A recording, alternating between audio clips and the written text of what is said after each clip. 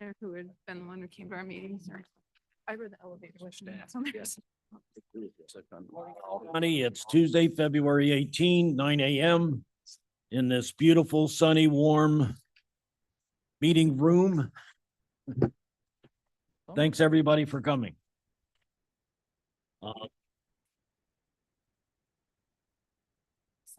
Thanks for being here. I have to use Thanks for my having us.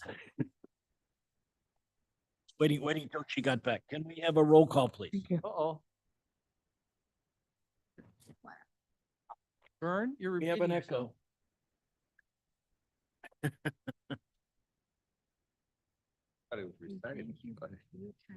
echo.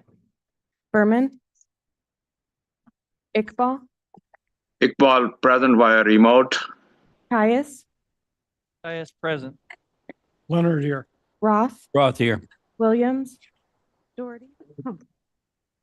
Doherty. Doherty here. Thank you, Tepe. Steppy here.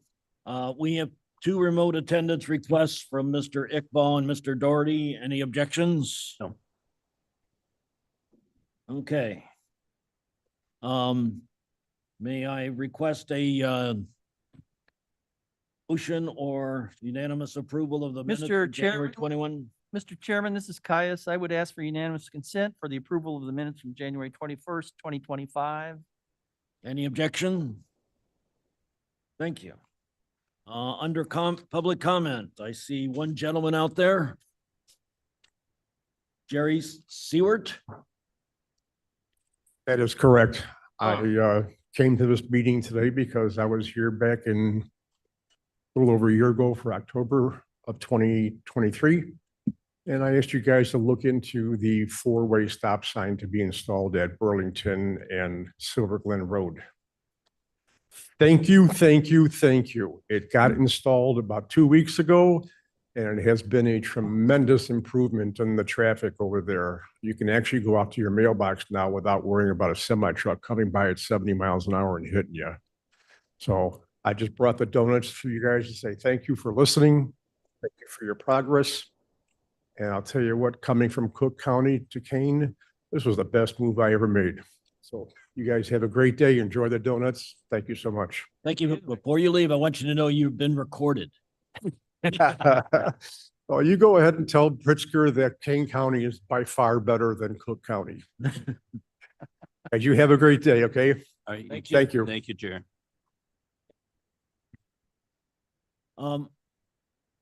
Something I've been talking about and mentioned at a couple of the board meetings is we're going to have some presentations both today and next month. And the key thing is in particular for the public and the board members to understand how projects get funded and how they occur.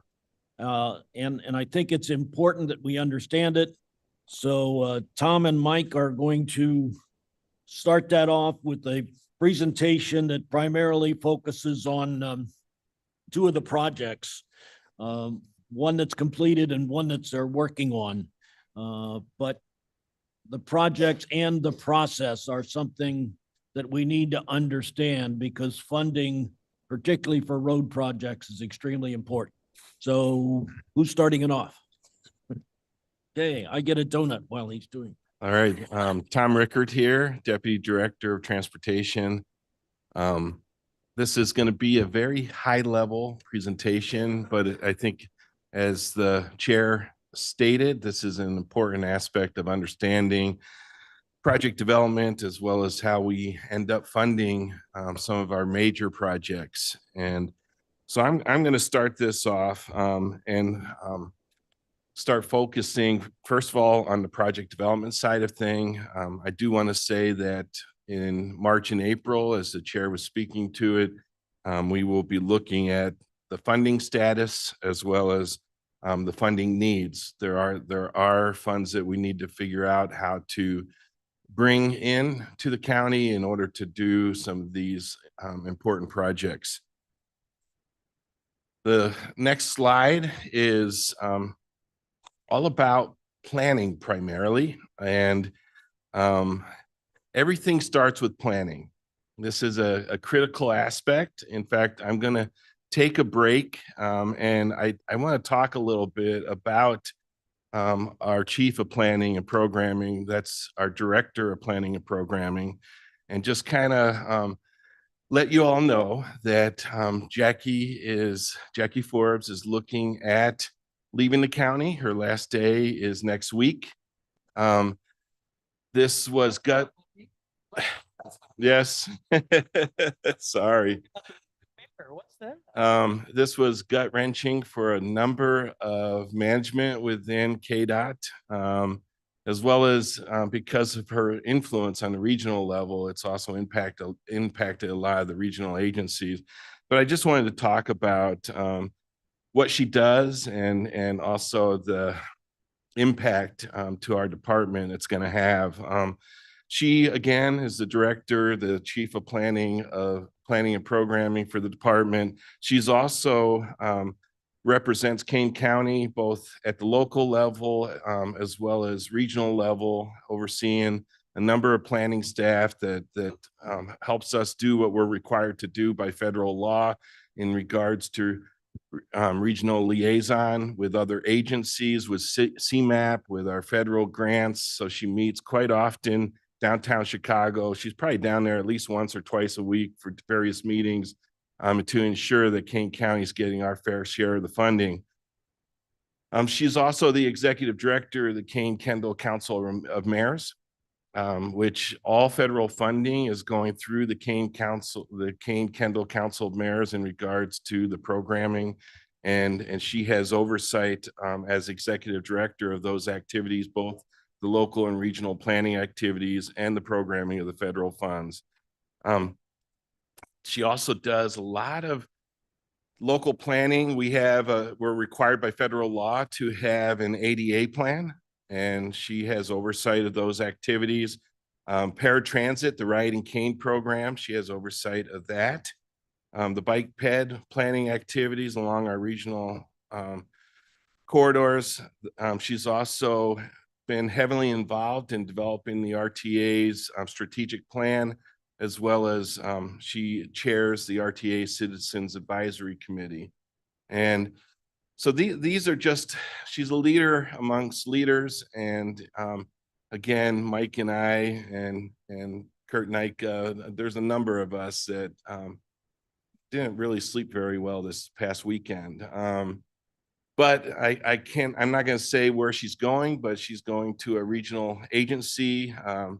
This is a career opportunity that avails many benefits to it. And so we are wishing her well, even though we're very distraught about it.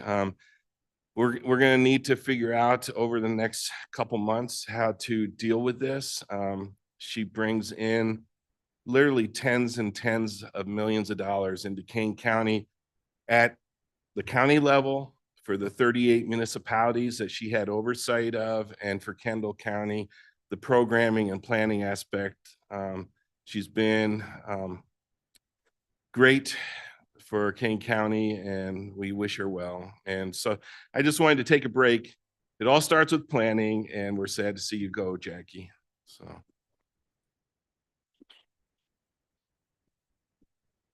I want to boo. Boo.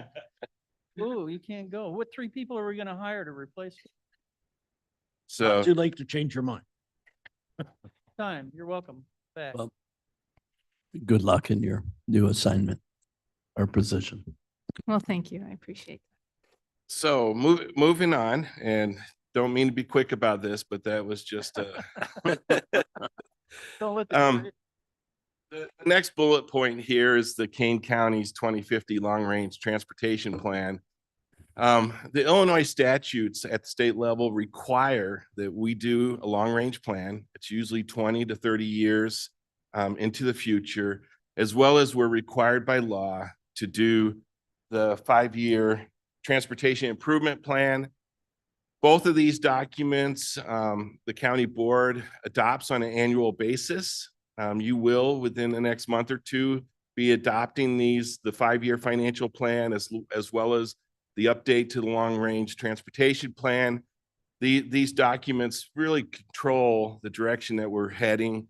Any projects that we're doing, except for like emergency maintenance, repairs, that kind of stuff, any project we do are in these documents, and they really are at your direction. We try to, again, every year bring you up to date with where things are at.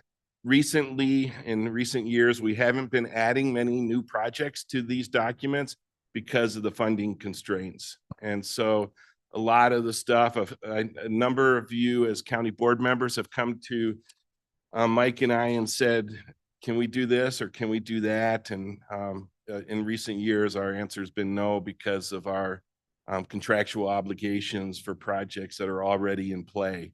And so begins with planning. It's required by law. I think it's good for you that you actually have a 5-year financial plan. You get to see everything we're doing for the next 5 years, both operationally as well as project level.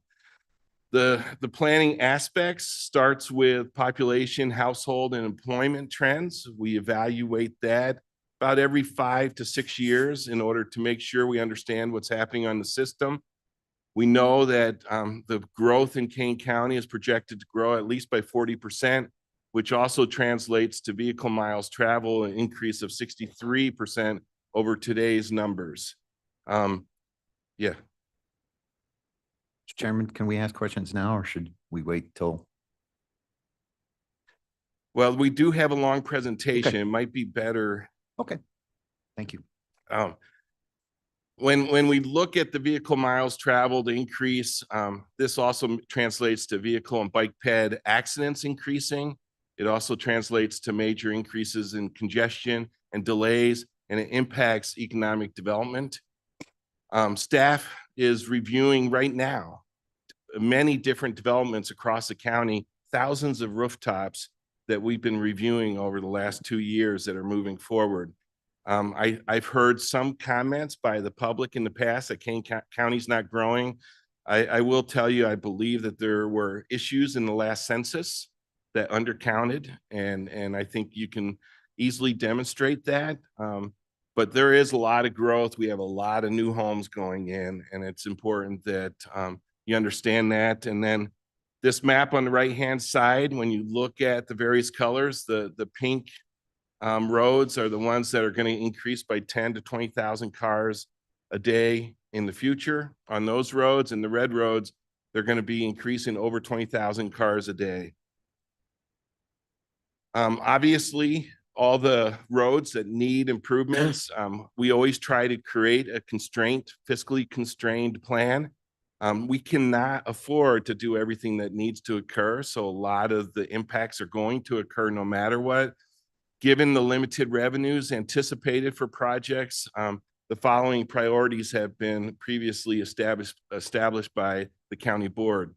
The first one is maintenance of the existing system. This is a priority, and safety improvements is second on that list. Capacity enhancements on Randall and Orchard Road corridor are critical. There are hundreds of millions of dollars worth of improvements that will be needed over the next 10 to 20 years. Various intersection improvements countywide.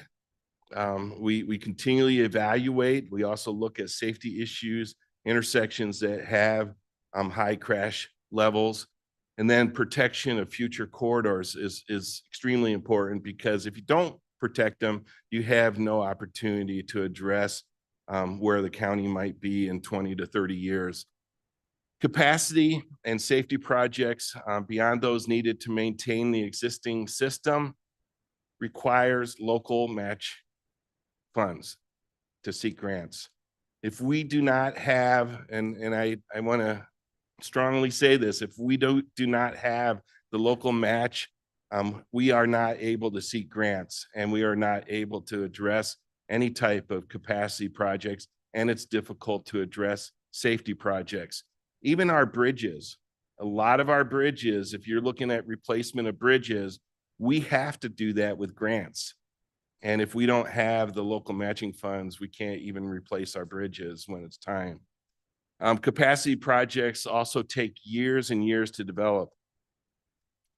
I handed out to everybody a brochure called It Takes Time. This is a brochure that is developed by IDOT, and it helps to really understand what it takes in order to develop a project. I think sometimes you just see a project happen and you don't understand perhaps what it took in order to get to the place that we were at where we can construct a project. When you look at the major phases, the first is preventative maintenance. This is something where Mike Way, our superintendent, might go out there and do some type of repair with his crew. And this is something we can do within a few months and get something addressed. When you look at repair, repave, and reconstruct with no bridges, it typically takes 2 to 3 years in order to develop engineering, in order to look at the programming aspects and determine whether or not we can do the project.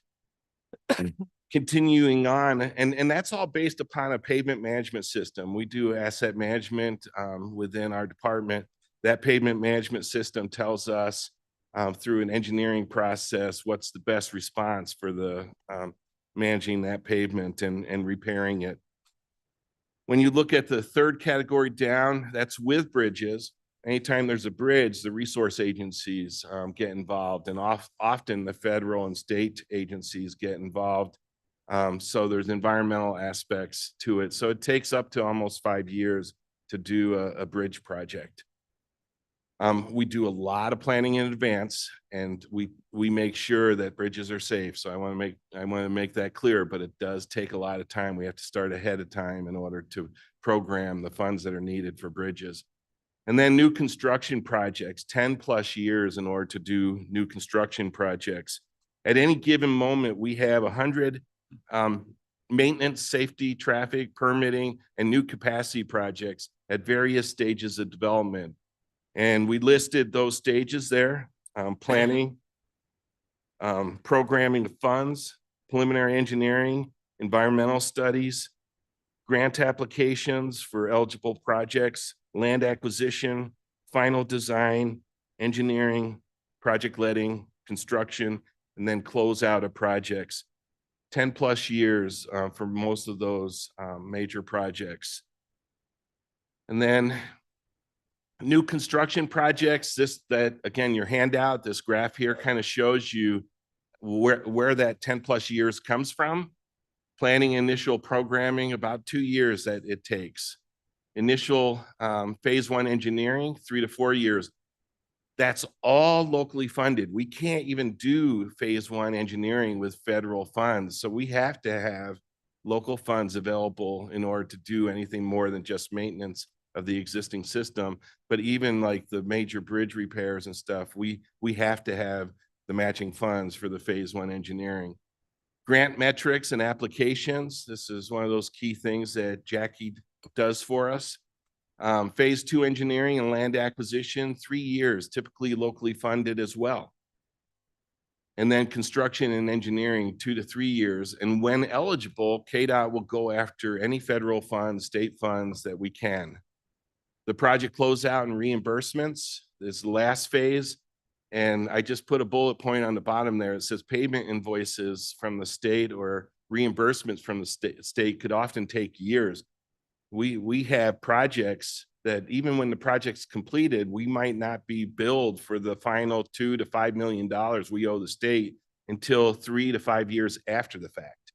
So we have to maintain those monies within our accounts in order to pay the invoice when IDOT sends us our final invoice. So these are all critical aspects. I think that it's important to also note that this is not something, I think I mentioned it last month, this is not something that we can handle by ourselves in-house. We need the services for many of these types of projects. We need the services of consultants where there are disciplines, 30 to 40 engineers working on a major project. Disciplines such as structural engineering, material engineering, drainage engineering, traffic engineering, and pavement design, et cetera. There's so many different environmental requirements that we have to do in different types. So again, this is just to give you an overview. Mike's going to go into some of the funding aspects now. So what you see in front of you there is kind of a summary of the revenue sources. We highlighted 3 sources there. Those motor fuel tax, the RTA sales tax, and then our impact fee funds are our largest ways we fund our capital, our projects. I just want to highlight that impact fees are restricted by use and location, so we can't use those for any project. We have to find the right project where to apply those. So the primary federal and state funding sources we seek. The first one is Surface Transportation Program, STP. You may have heard that before. That's a federal funding. Congestion Mitigation and Air Quality Funds, CMAQ. That's a federal program administered by CMAP. Transportation Alternatives Program, TAP. That's a federal program that comes to us via CMAP and IDOT. And then ITEP, the Illinois Transportation Enhancement Program, that's a state fund. Just to kind of reinforce what Tom said, we pay 100% local for phase 1 engineering and typically for phase 2 engineering. Construction engineering and right-of-way, we pay for, but usually get reimbursed. So we have to front the money and then we have to invoice IDOT for that. On the construction side, IDOT will pay for the construction and then they will bill us our share, which is typically 20%.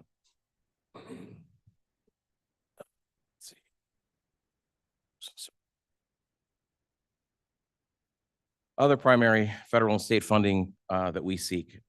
We sometimes use grade crossing protection funds.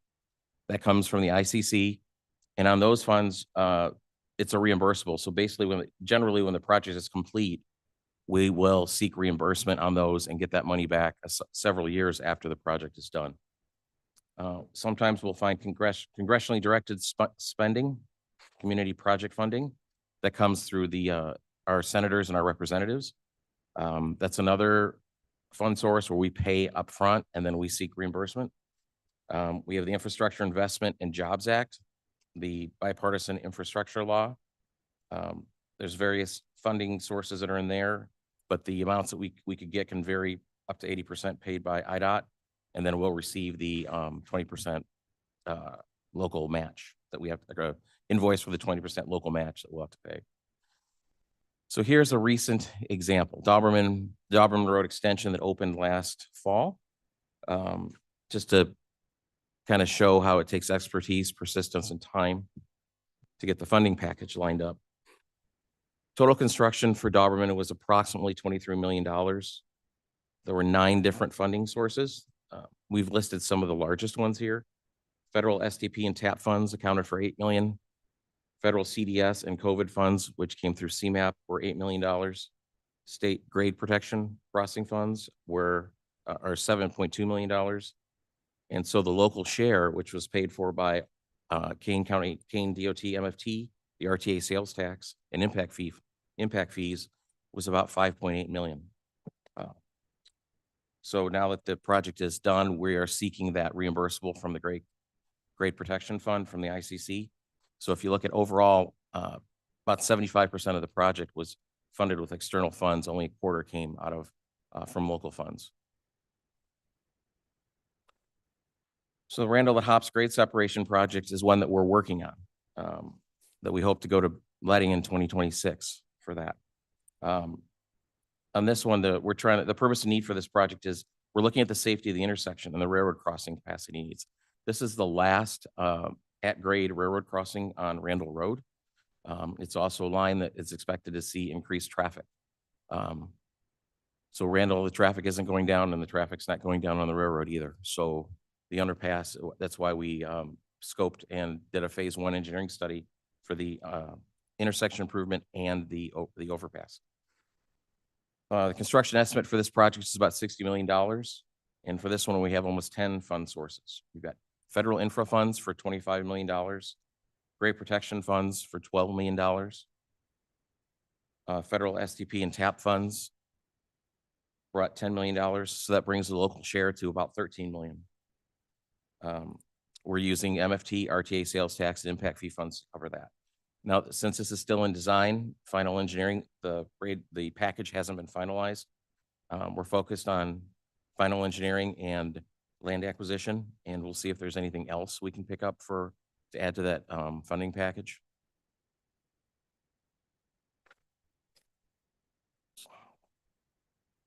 Here's one more example project, Randall at the I-90 interchange. This is one that's in phase 1 engineering right now. This is a project that'll be staged whenever it's built, so it'll be built over time. It's probably at least 5 years out until we'll see any construction of any sort go on out there. Our major partner on this one is obviously the tollway. They'll participate on this project as well. The need for this is Randall is a county highway.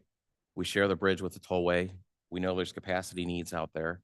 That bridge our bridge over I-90 has been widened either 2 or 3 times during its life. The original I-90 bridge from the late 50s, early 60s is still underneath there. So we're looking at an end of life issue for that bridge as well. The construction estimate right now is anywhere from $60 to $75 million to build out the project. We'll be working with the tollway to try to we'll get funds from the tollway contributed towards the project.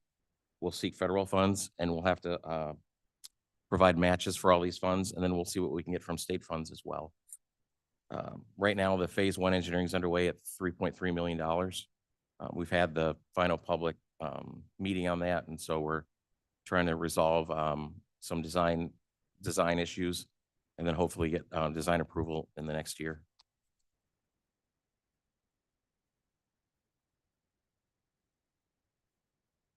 My last slide is some of the considerations that we look at when we think about starting a project and look at seeking federal funds or state funds.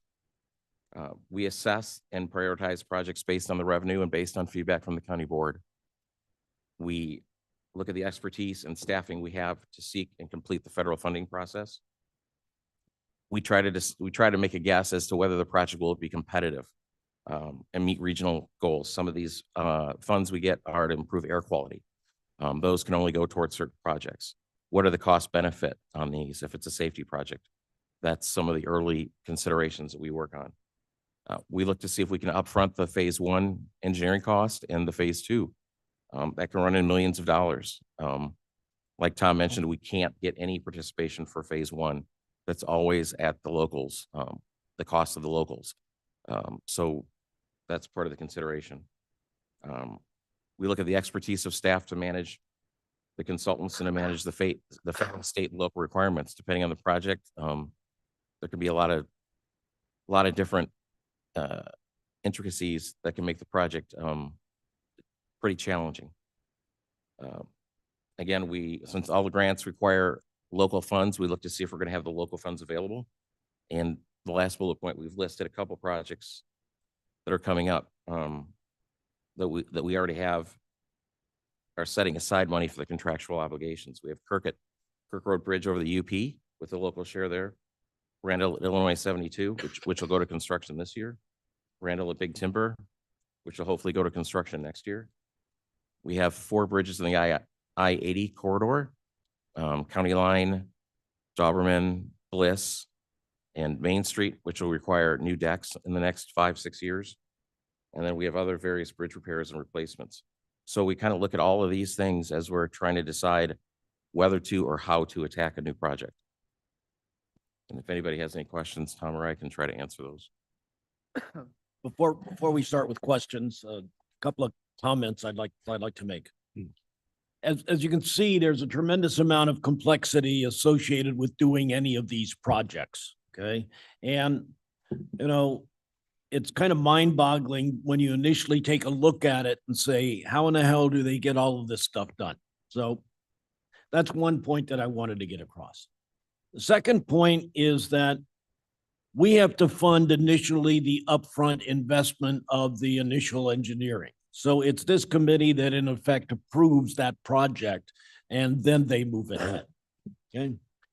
But the third key thing is before they can do any contracts, they have to have the money. So a big part of what we saw last month is that a big portion of our investable funds that are available are committed, okay, to IDOT.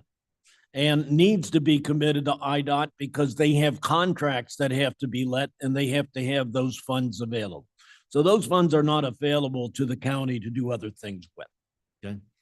Also, when those funds earn interest, they have to go to IDOT. That's not something that's up for question. Those are IDOT funds that are there for construction and they need to go there. Okay. And then the last thing is the time that it takes to get all of this done. We saw that kind of in an extreme with the recent bridge that we just opened up, the Long Meadow Bridge. It took just years and years to take. Okay. So it's important that we understand this. And before I call upon Mr. Gripe, I want to mention that, you know, just a few weeks ago, he went and spent a couple of hours over at KDOT and understanding or beginning to understand what it is that they do. So, you know, to me, it's important that everybody understands that as much as they can to feel comfortable, because there's a lot that goes on in every department of this county that can boggle your mind. So yes, Mr. Gripe. Mr. Williams Well, was you first. started earlier with the Oh, question. okay, all right. I'm But not on the. Mr. Williams, I'm happy to go with that. Right. Thank you. Thank you, Mr. Tebby. Just one thing, and it's interesting when this Mike and all these folks just impress me, you know. I complain when it takes me 3 months to pave my driveway, you know, and I have no clue. But couldn't be more impressed by all these folks do. But it's interesting that when this Mike and you need to hire more people named Mike, I think. But we were talking about, you know, how valuable the people are, every one of them, especially this lady, obviously this lady. And we talked about succession planning because, you know, a Friday comes around and somebody says, guess what? I'm giving my notice and I'm going someplace else. So I don't need an answer now, but I think all of our departments need to figure this out. I don't know that I've seen a department with more amazing people than yours. Don't say that to anybody, but that's just a question. My other question, Tom, you in your presentation, you were talking about 40% population growth in the county. And that kind of surprised me. So I did a little quick research here. And the projected population increase numbers I can find for Kane County are 0.16% per year. So to get to a 40% growth, it would take you 250 years. So I'm not saying the county isn't growing. It did shrink 2 years ago and it came back. But I would think I would question a 40% number only because somebody else who gets curious like me may run into it. And I don't have any ability to write checks or not write checks. But any rate, that just kind of was curious to me. And then a 63% increase in vehicle miles. So I did some reverse math in that too.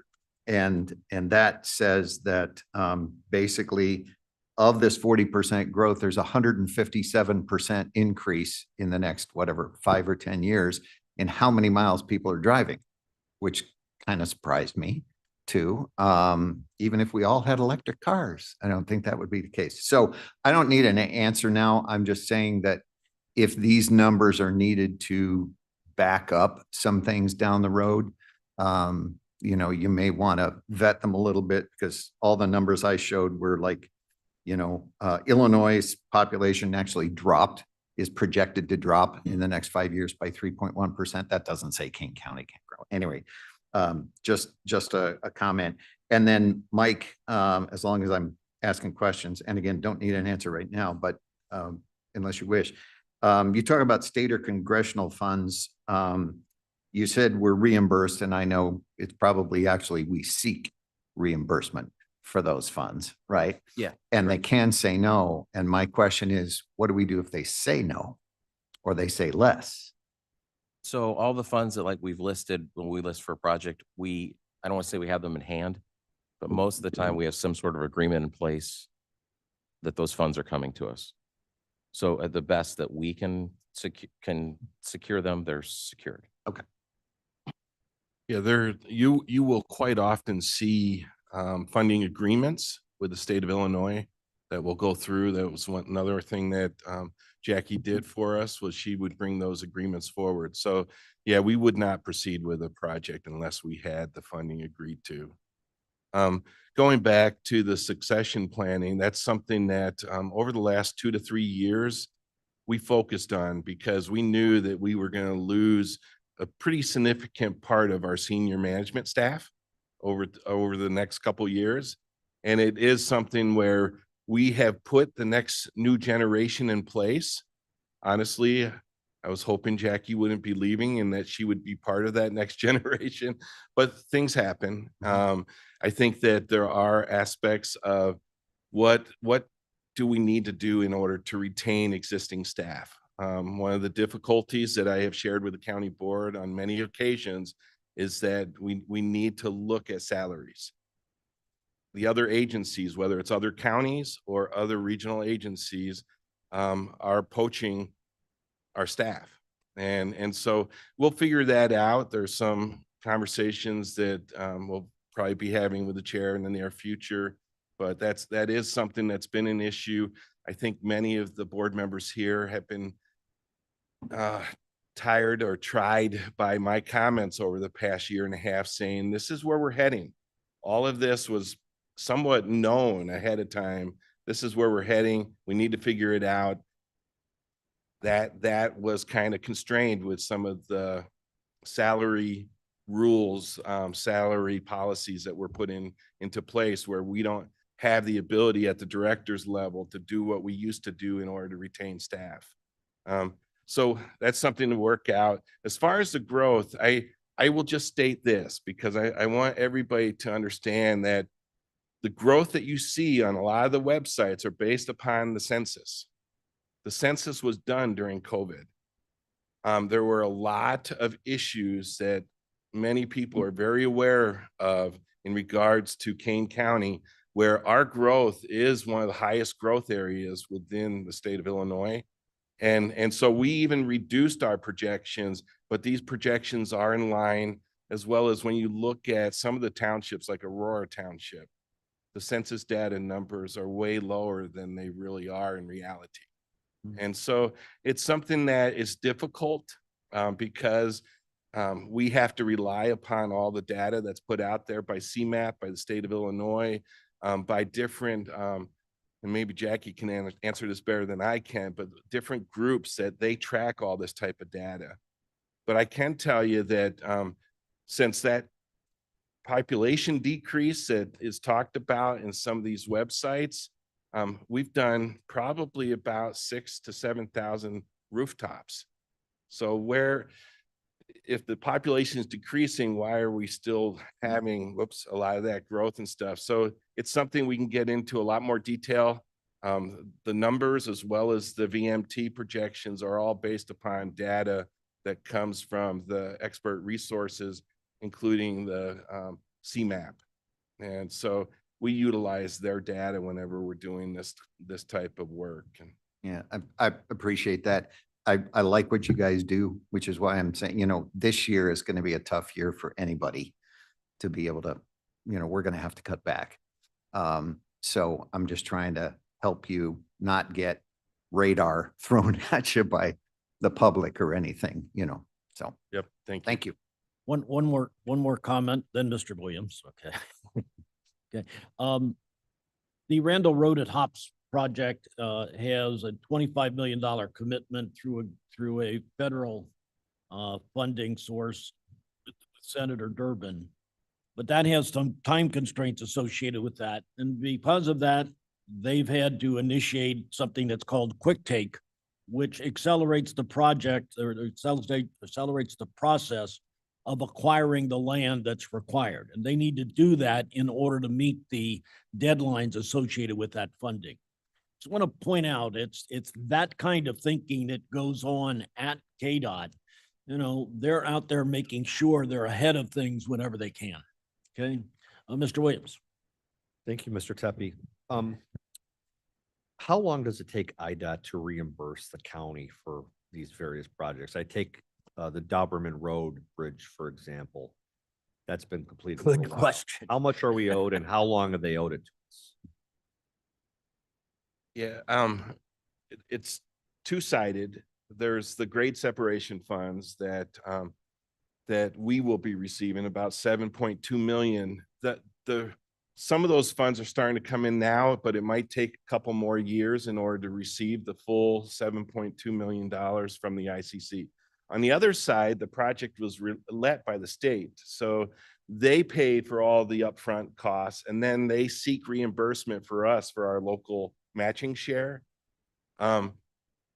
You know, we've had cases where they're not even asking us for the reimbursement for 3 to 5 years. So we're actually, we actually have money contractually obligated within our fund sources that we know we're gonna have to pay IDOT. We just don't know when we're gonna pay.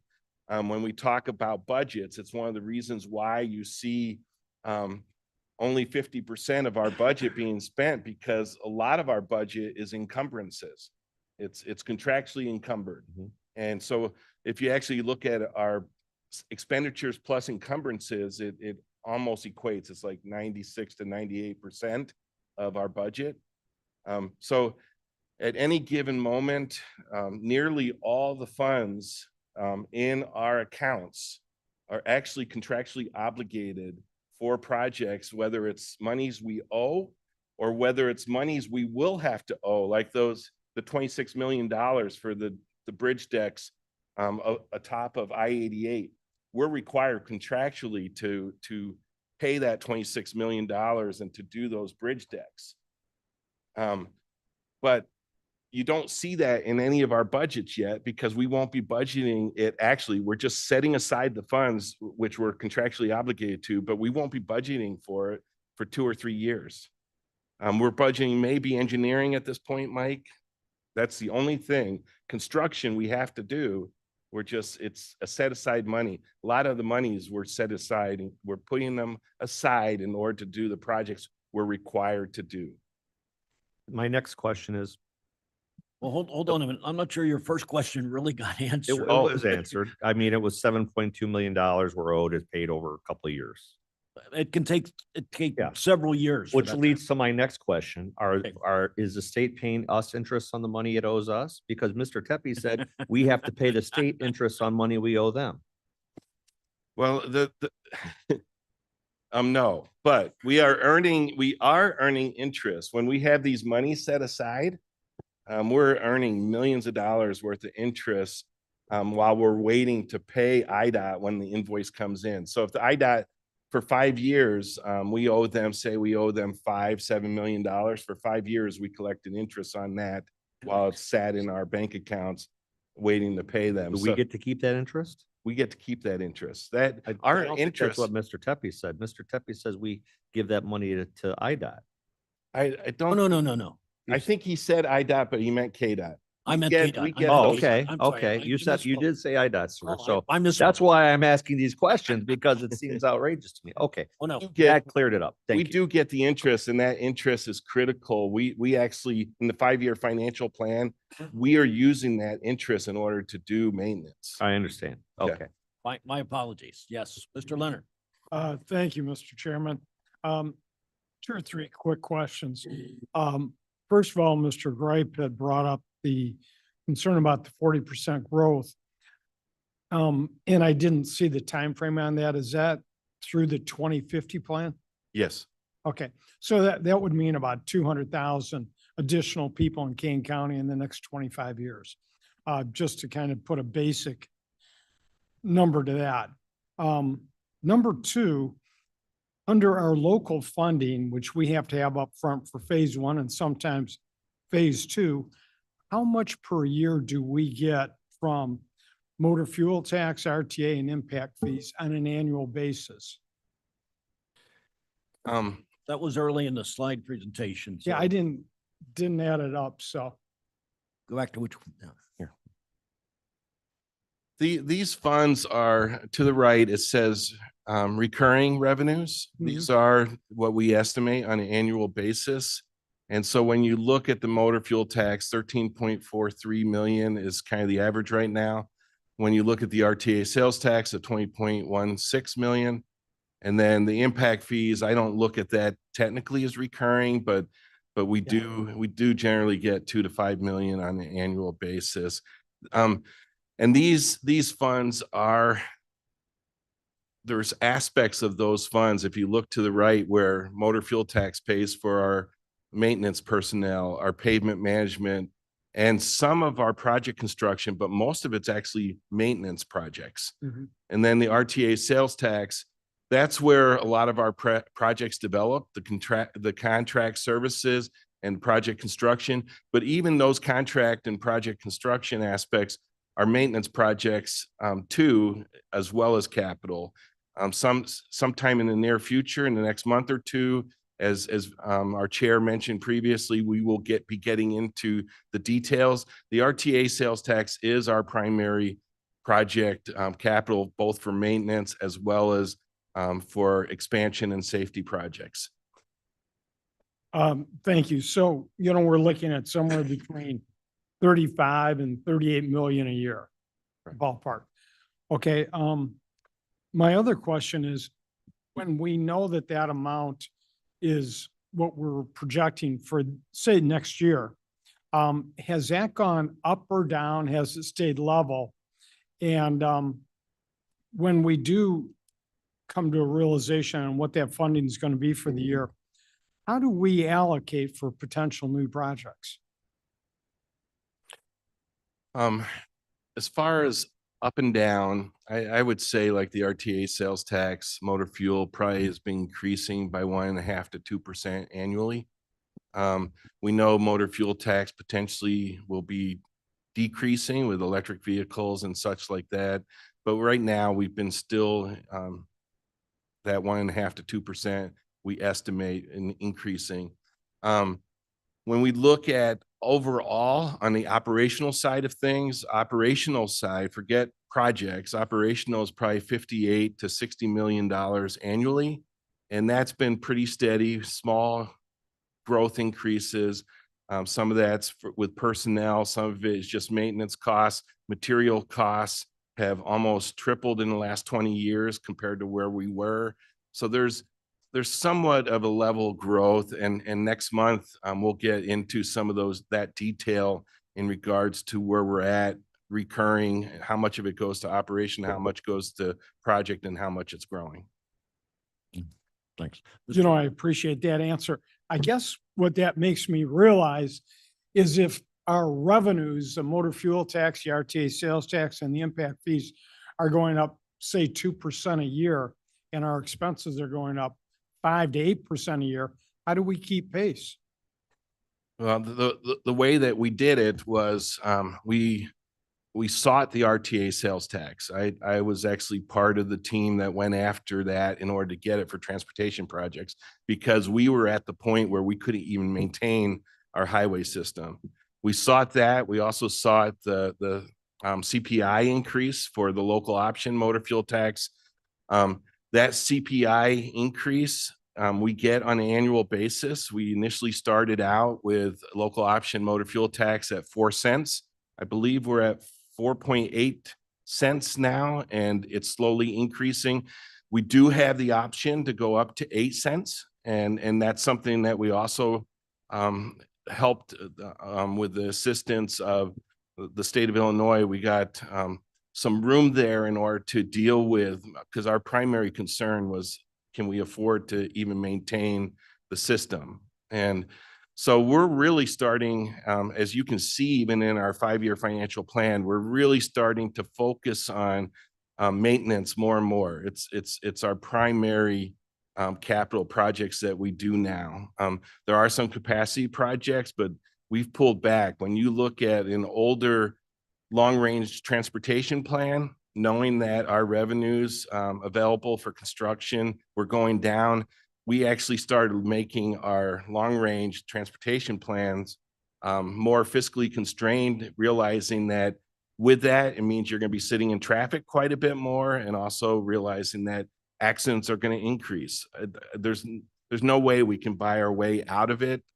There's certain aspects of it that we're going to be bringing back to you on an annual basis saying, are you going to prioritize this project? And that's where the county board really comes into play every year when they look at the financial plan. Thank you. Mr. Roth. Um, with all the money that we're earning interest, is that falls under the treasury's responsibility to invest that for us or? Yes. Okay, thank you. All right. Thank you very much for this presentation. I think it's very key that we understand it. And, you know, to some extent, every time I look at it, it's an alphabet soup of where it comes from. Begin to understand just the kind of grasp and understanding and depth of control that the KDOT department has and what they do. Okay, with that, let's move on. Who's handling finance? In your packets, you are? yeah, in your packets, you have the January finance reports. If you have any questions, I can try and answer them now or get back to you. Okay, we have a resolution. We were Present that? resolution authorizing 2 procurement cards issued to King County DOT and the transaction limits. For the P card policy, each year, the number of P cards issued and the transaction limits established by each department must be approved by the standing committee and then that resolution forwarded to finance committee for their review and approval. Williams moves. We have a motion and second, so we can discuss. Second.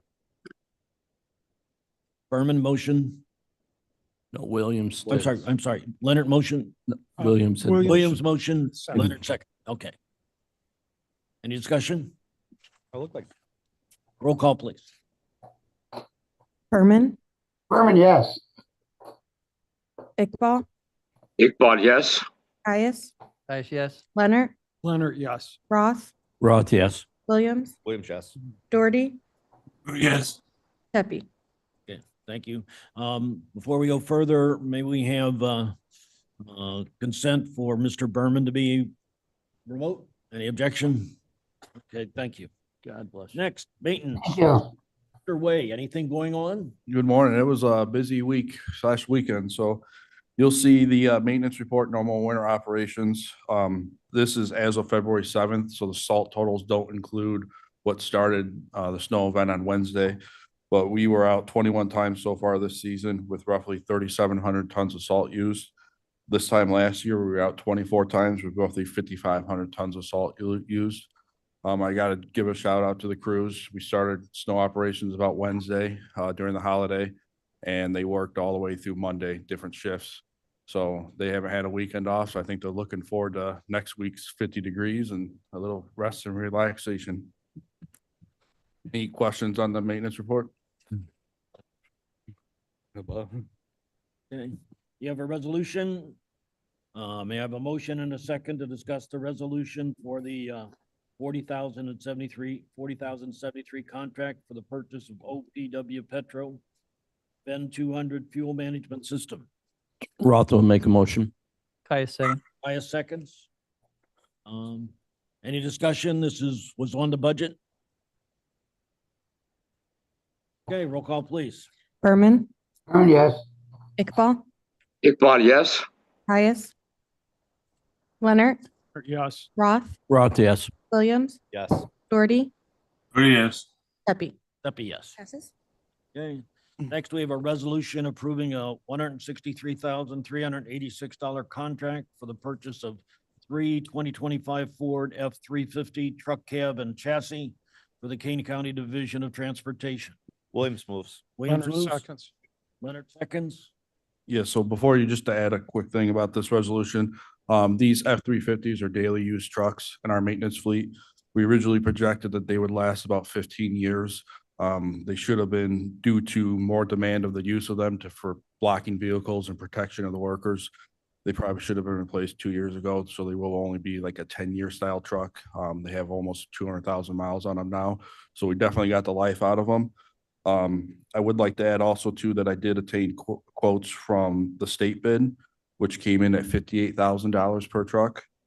A private dealer was $62,000 per truck, and Omnion, which is another co-op, came in at $54,000 per truck, and Sourcewell was the lowest at $53,000 per truck. So we are getting a good deal by using Sourcewell, and staff recommends approval.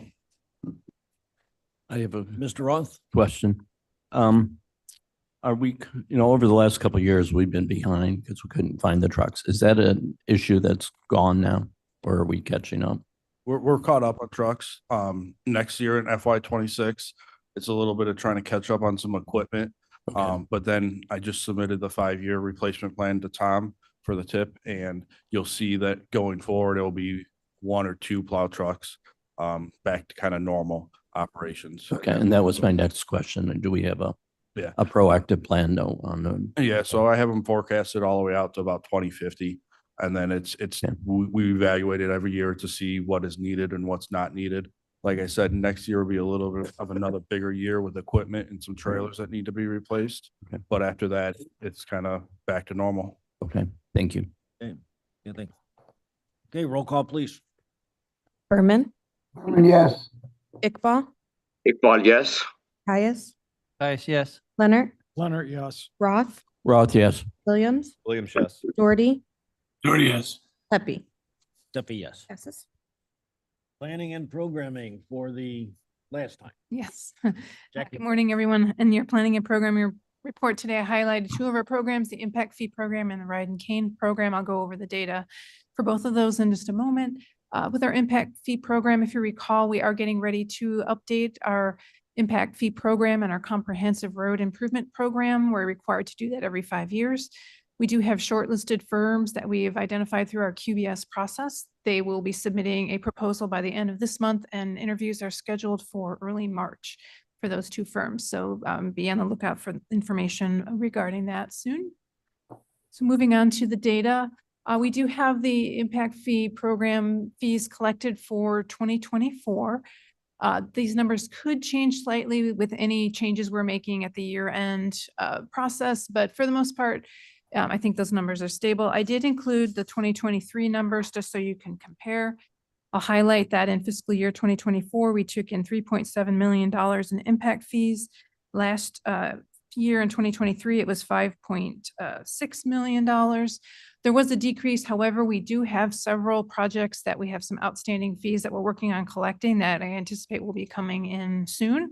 So our total for 25 will probably be higher. So I wanted to make you aware of that's why that you'll see that difference. I do have a couple of charts showing by quarter and area, service area of where the fees have been collected. You can take a look there with blue being Q1, red Q2, green Q3, and purple Q4. And then also just kind of a line trend again by quarter as how we've been collecting our fees. We've talked about in the past, sometimes there's busier construction seasons than others. Sometimes we'll have a big project come through that will pay a lot more, or maybe a big warehouse project. So that's what the difference is there.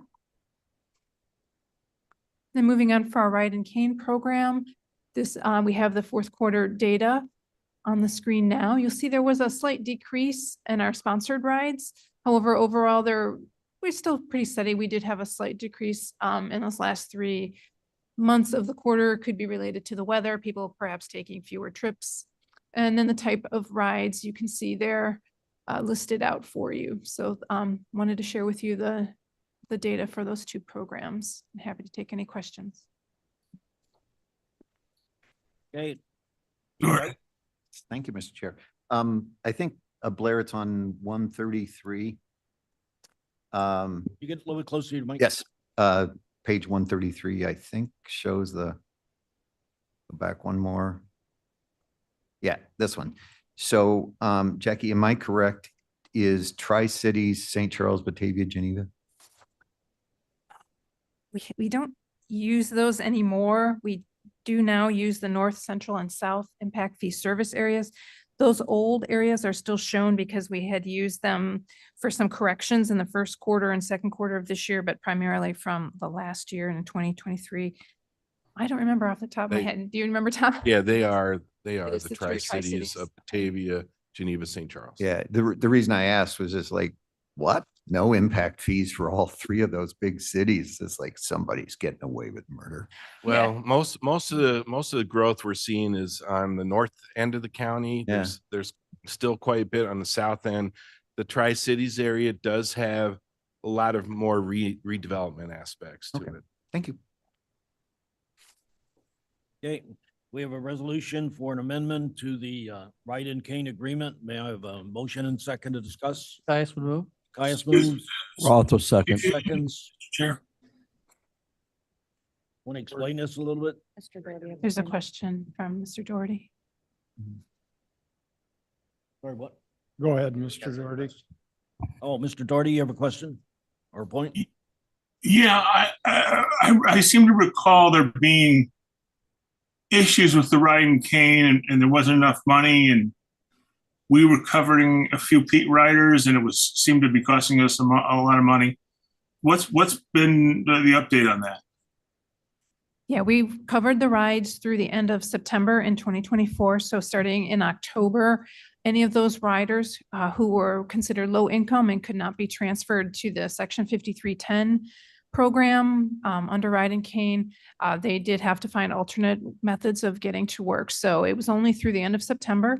We have been working with the ARPA team to receive our reimbursement for a portion of the funding that we did pay for that, but that has been all finalized and no other rides have been taken that we were subsidizing.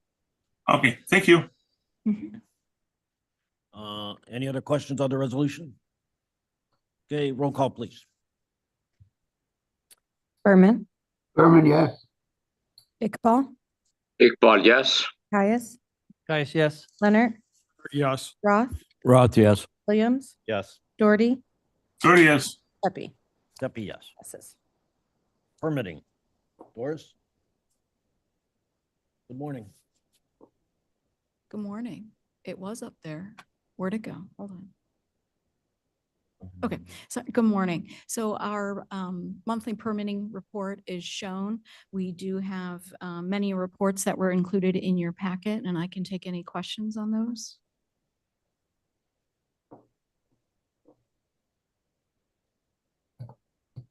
Any questions? Okay, you have a few resolutions. Or an ordinance. Ordinance adopting revised Kane County Division of Transportation permit regulations and access control regulations. We have a motion and second to discuss. Leonard will move. Leonard moves, Roth will second. all seconds. Any discussion? Is there, can we get a little background on it or I'm sorry. your permits on these? This is a, Correct. So in front of you is a resolution, which is actually a revision to the permit regulation and access control regulations. It was originally adopted by the board back in 2003. And this ordinance accomplishes several things. It's going to actually consolidate several individual ordinances comprising our permit regulations. It's going to update the current permit application fees, which have not been reviewed or updated or increased for over 20+ years.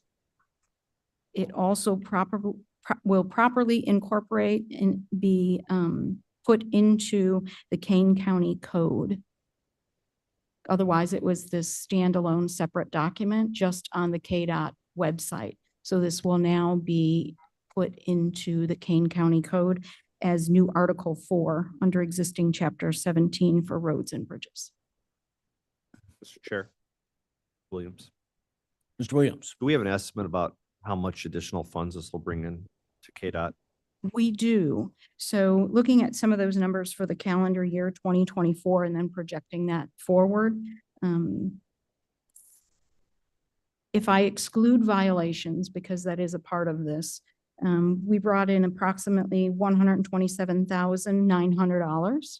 So with the new permit fees, if everything stays exactly the same, that would be increased to $208,950. Thank you. this was just from Mr. Caius? 2004 to 2025. So this is a significant increase, but if you consider the time span, it Yes. seems a reasonable thing. I'm surprised we took that long. We did go back over the last 20 so years and compared it to the Consumer Price Index. So Okay, roll call, please. Berman,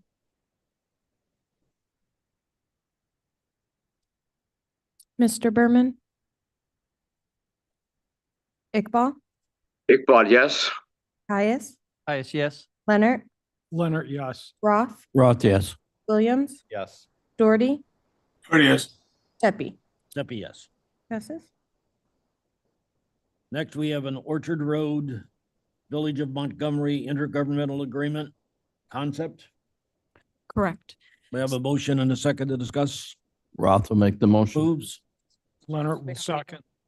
Leonard seconds. We don't need. Oh, we just need a consensus. Well, then let's just discuss. So since Orchard Road is considered a strategic regional arterial, or for short, we call that an SRA, it is also considered a limited access highway. Anytime we have new accesses to one of those classified roadways, we do need the approval of the county board. We have been approached by the Village of Montgomery. I have the plan in front of you or up on the board, looking at 3 additional accesses to Orchard Road. One would be for the west side of Nell Road, the west side of Alcott, and the west side of Countryside. I believe we discussed some of these in the past. Had we not? This concept has been around for 20 years. It is starting to move forward, the development here. And so we do need to get the intergovernmental agreement in place. So we wanted to revisit it because of new board members, as well as you will see this agreement before you in the next month or two. So that's the whole reason this is here for your consensus. Okay. Seeing no objections, I guess you have consensus. So now you can bring forth the Mr. motion Pepe, or ordinance. Mr. Chair. Okay. just a quick question for, Yes, Mr. for Gray. being a newbie. So this comes before the board can actually approve doing any of this stuff, right? Yeah, it takes quite a while to pull these agreements and to put them into place, to go back and forth with the county's attorneys and the city's attorneys. It just takes a lot of time, as well as by state law, since you're required to approve it at the county board level. We do that through intergovernmental agreements. Typically, those intergovernmental agreements can take 6 to 9 months to develop. This one's a lot closer because we did get consensus at one point in time, a very long time ago. That's why I was saying I recall these in the past. So, okay. Next, a consensus associated with Big Timber Road, Village of Pingree Grove intergovernmental agreement concept at Illinois Route 47 to 1,120 feet east of Manning Road. So correct. Last fall, if you remember, we had a drone flyover to give you an idea what that new pavement widening was going to be like for the opening of Providence, which up on your board is the full intersection access labeled B. Was some of this also grading? Were problems with grading of these roads? There was widening associated with that. There are additional parcels on the south side of Big Timber that will also at some point require access. And so that's why we wanted to incorporate a longer length of Big Timber Road in our discussions for an IGA, such as the right-in, right-out labeled as A. That could not be a full access because spacing criteria-wise, it's just too close to the State Route 47. And then we're looking at another access C, which would probably also be a right-in, right-out, just based on the curvature of the existing roadway. Okay. Tom? Yeah, this is another development. This is all part of the Providence development, and there's been probably around 5,000 some rooftops go in here in recent years. This new development, which is occurring right now, is about another 1,200 homes. it's important that we do this because of the improvements that are necessary, as well as we have future requirements regarding a right turn lane at 47 in Big Timber. If we don't have it in agreement where everybody understands exactly what's anticipated, this could be forgotten in the future, as well as there could be aspects of it that don't get built like it needs to be. And that's typically, we don't necessarily do intergovernmental agreements except on the limited access freeways. But when you have large developments like this, it just helps to clarify things. This is a concept that I believe you have not seen yet. And but at the same time, we've started the work on this. And so this one too, I believe in the next month or two, you'll probably have an agreement. It needs to go back to the municipalities for some discussion, so it could be longer, but 2 months, let's just say. Any objection to this? All right, you have consensus. Traffic operations. Doherty, Oh, yes, Mr. Doherty. can we go back to the slide there on your right in, right out? How far is that away from 47?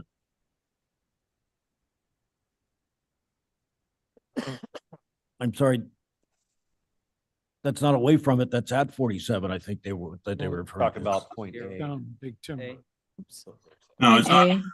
Oh, I'm sorry. 0.8. Go ahead. I honestly don't remember the exact dimension. I believe it's less than a quarter of a mile.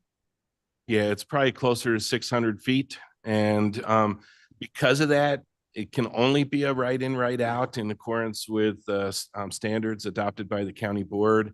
And so this helps clarify it, because developers come in and they say, well, I need a full access here. Well, no, a full access doesn't work here safety wise. And so the right in, right out, it's about 600 feet. Oh, so we are doing the right in, right out. Yes. Okay, thanks. Sorry, I was confused. My apologies for the confusion. Okay. Traffic operations. Good, good morning. Traffic operations staff was busy in January dealing with a number of knockdowns of traffic signals and lighting equipment. You can see some of the pictures that we included for each of those, each of those incidents, before and after photos. We also worked on, as you heard earlier, we're able to activate the Burlington and Silver Glen always stop. And that happened on January 30th. We saw in the weather forecast a very nice day, and the forecast held. So that worked out really well. We had temperatures into the 50s. So we brought all the aspects together from KDOT to make that happen, including the Kempton Hills PD to help out with traffic control, and KDOT maintenance to work on signage and striping. And with those temperatures, the striping has adhered. So that was very fortunate there.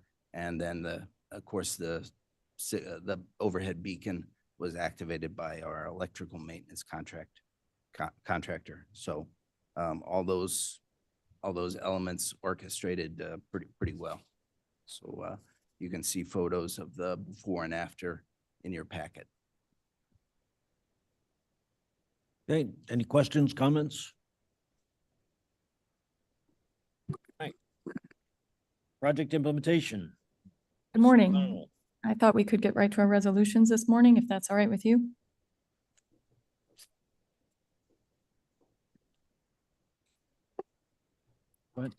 The Highway Code provides that the Illinois Department of Transportation may grant a county permission to administrate MFT projects without direct approval and supervision of IDOT. Our current MFT agreement expired with the retirement of Carl Shadle. A new agreement providing for delegation of IDOT review responsibilities to KDOT was developed and is consistent with the recent agreement that was used with DuPage County. Staff recommends approval. May I have a Roth will make the motion. moves? Leonard will Leonard second. seconds. Any discussion? Roll call, please. Berman, Yes. Iqbal, Iqbal, yes. Caius, Caius, yes. Leonard, Leonard, yes. Roth, Roth, yes. Williams, Yes. Doherty, Doherty, yes. Pepe. Steffi, yes. Passes. Next one. The on-call design engineering assistance services contract will consist of various engineering services for county roadways within Kane County. Staff recommends approval of a contract with BLA for on-call engineering services for $850,000 for a 3-year term. They have a motion and second. Roth will make the motion. Roth moves. Caius, second. Kaya seconds. Any discussion? Roll call, please. Berman, Berman, yes. Iqbal, Iqbal, yes. Caius, Caius, yes. Leonard, Leonard, yes. Roth, Roth, yes. Williams, Yes. Doherty, Doherty, yes. Pepe. Steffi, yes. Next. The county has an agreement from 2021 with BLA to provide Phase 2 engineering services for the replacement of the Kirk Road Bridge over UPRR. Due to delays in land acquisition and 3 of the required parcels entering condemnation court cases, the county would like to extend the terms of the agreement by 3 years with a new termination date in 2027. No change in appropriation amount is requested. Staff recommends approval. Okay. Leonard will move. Leonard moves. Roth will second. Roth seconds. Any discussion? Roll call, please. Berman, Berman, yes. Iqbal, Iqbal, yes. Caius, Caius, yes. Leonard, Leonard, yes. Roth, Roth, yes. Williams, Yes. Doherty, Doherty, yes. Pepe. Steffi, yes. Next. E. KDOT applied for and was awarded Federal Highway Safety Improvement Program funds to make improvement to our county's rural curves at various locations. Staff completed the consultant selection process and negotiated a contract with Gonzalez Companies for Phase 1 and Phase 2 design engineering for an amount not to exceed $299,406. Staff recommends approval. Motion and second, please.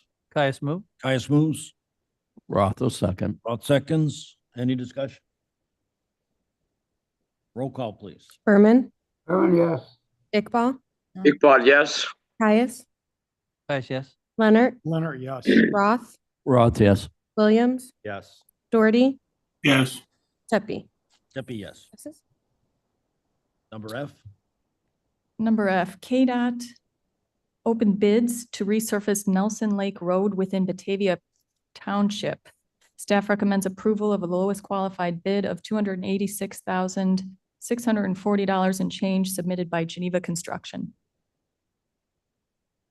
Williams moves. Motion, please. Williams moves. Roth will second. Roth seconds. Any discussion? Roll call, please. Berman, Berman, yes.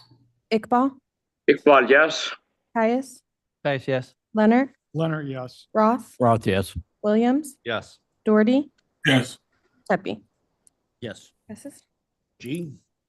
KDOT opened bids to resurface portions of various roads in Dundee Township. Staff recommends approval of the lowest qualified bid of $191,888 submitted by Builders Paving.